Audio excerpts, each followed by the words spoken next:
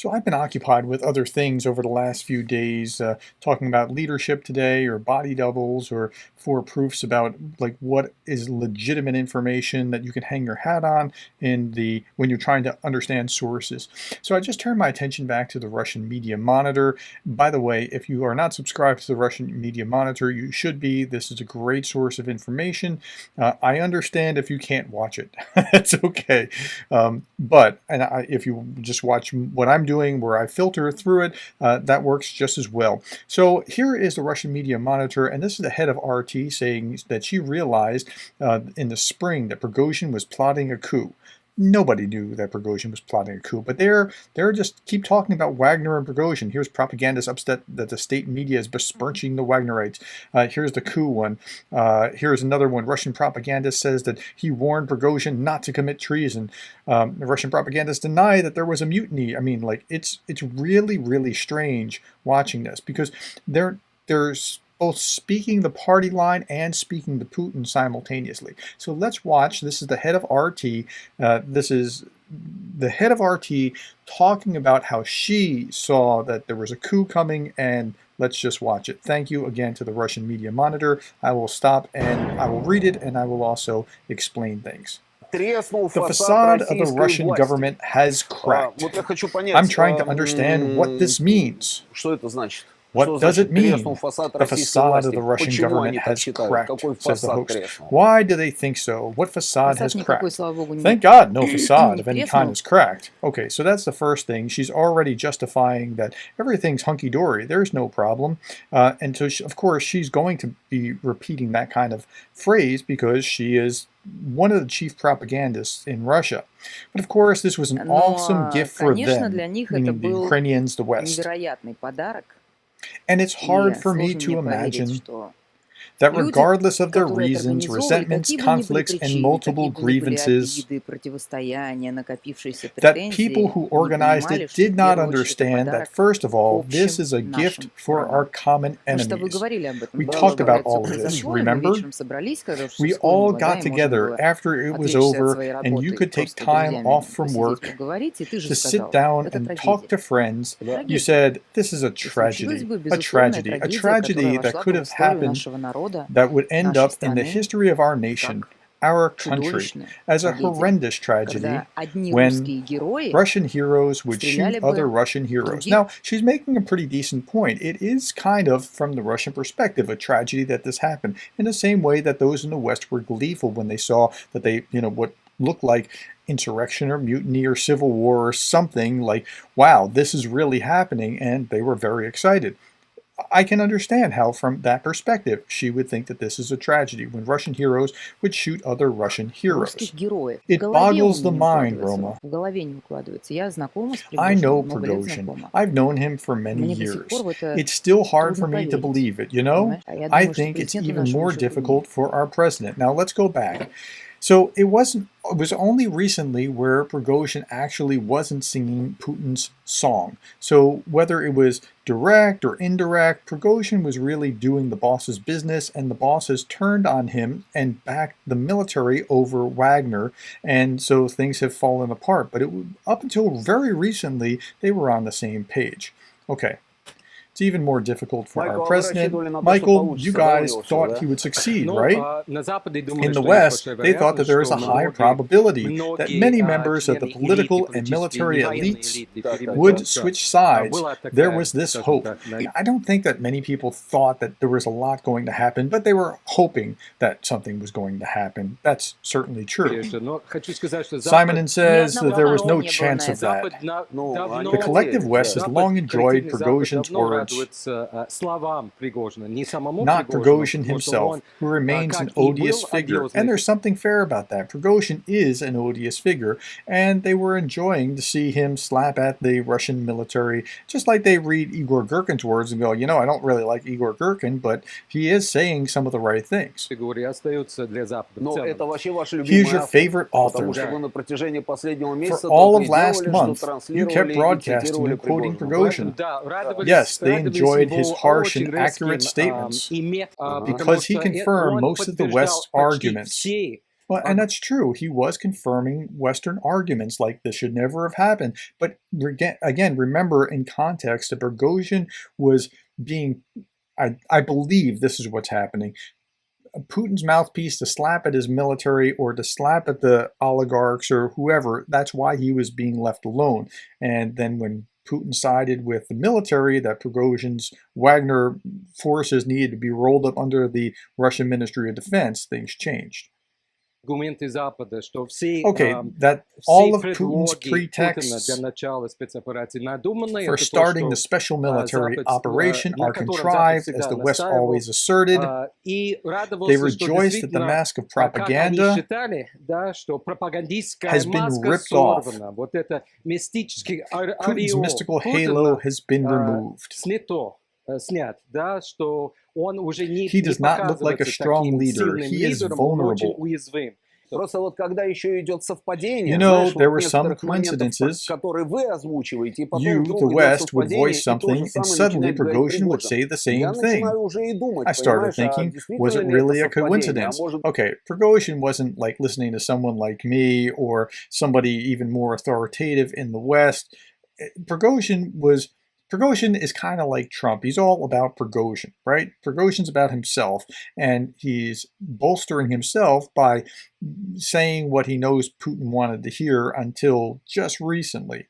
And then I think, and I could be wrong, I think he wasn't trying to take on Putin so much as take on the military, the Ministry of Defense, and displace them. That's my read. I could be completely wrong. Tell me what you think. Okay, maybe it's not coincidental.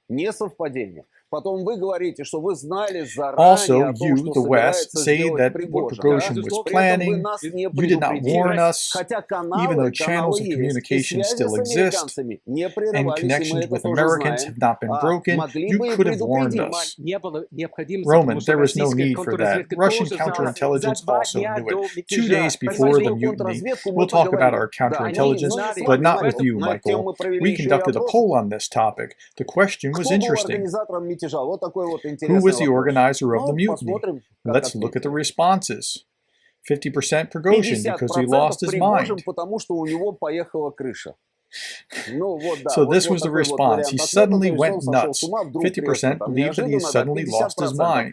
26% said nobody, it was our own tricky move.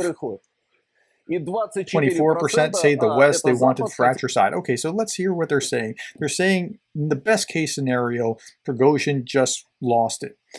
In the next scenario, a quarter of the population wondered whether it was a false flag, and another quarter of the population, remember, they're absorbing Russian state media, thought that it was either a false flag, a quarter, or that it was just some kind of Western plot or coup. That's half the population that thinks that. It's amazing. Okay.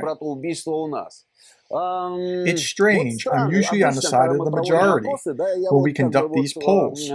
But here, I honestly don't think that Prigozhin is the kind of person who would suddenly lose his mind. Only 24% think that this is the West's doing.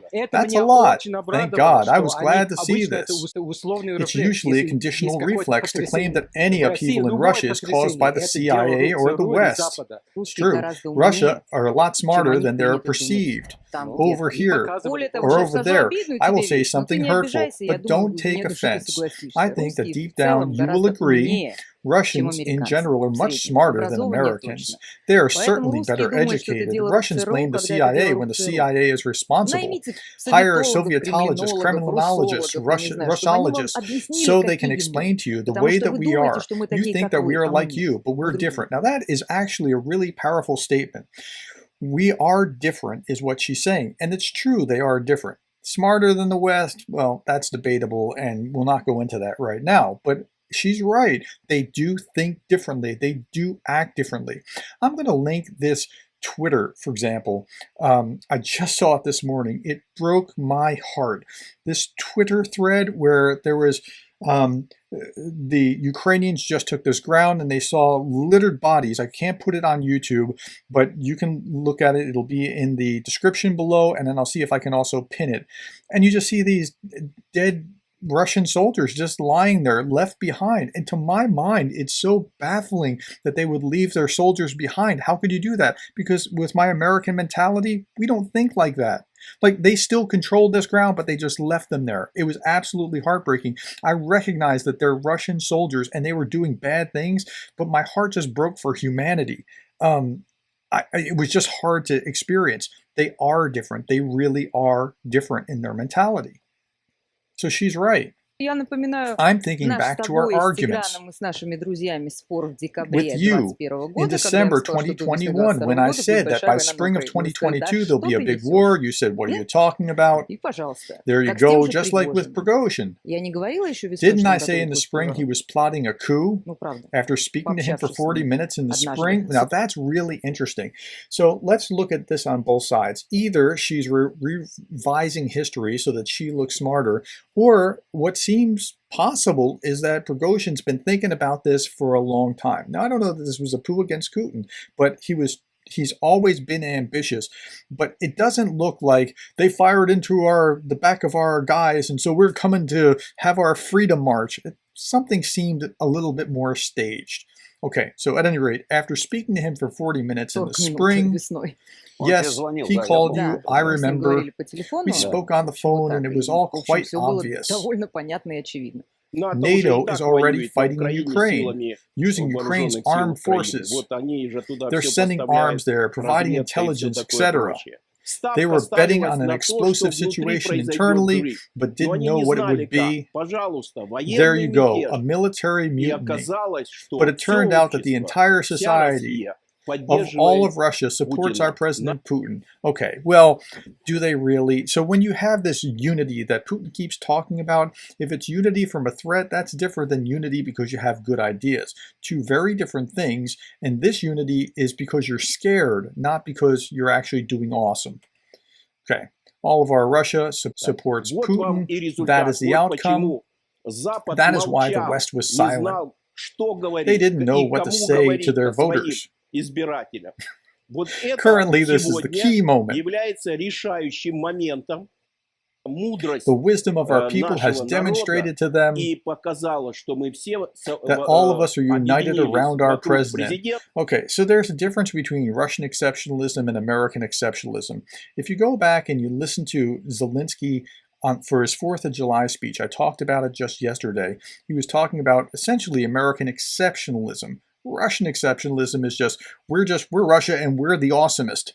American is based on certain ideas and how we have acted over time, and that's why we argue for this American exceptionalism. Using the same word between both countries doesn't do it justice, but these guys really think that they're the greatest thing ever, the bee's knees, if I can use an old phrase.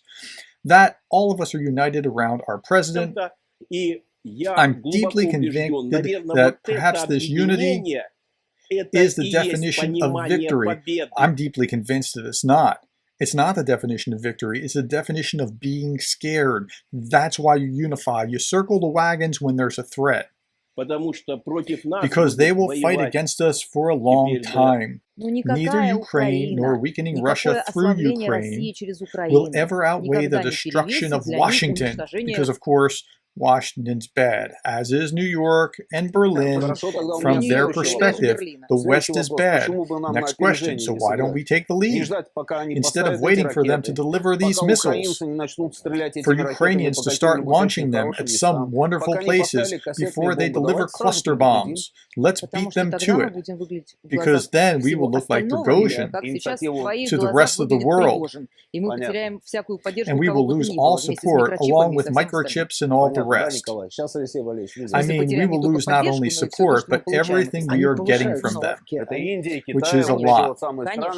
Okay, so why don't we just beat them to it? They're like nuclear saber rattling, or at least saber rattling with missiles, but probably nuclear. And they do this fairly repeatedly, but because they know that what they're going to look like. So sometimes when you hear this, you can see like what they're really thinking and why, and it's worth taking the time to hear what they're having to say. We don't want to lose the support of places like India and China, because if we strike out, we're going to look like the aggressors. Well, you already do look like the aggressor. All right. That's it. I mean, this helps you understand where they're coming from and why. Please look at that video below if you have the stomach for it, to see these fallen Russian soldiers all along a path. They were just left behind. It's true. Simon is absolutely right that Russians do not think like Westerners. It is very, very different, but it's good to hear that from the horse's mouth. All right, that's all that I have for right now. Thank you for your time. Thank you for your attention, for the likes, the shares, the subscribes, the coffees. And thank you most of all for being the kind of person who cares about Ukraine.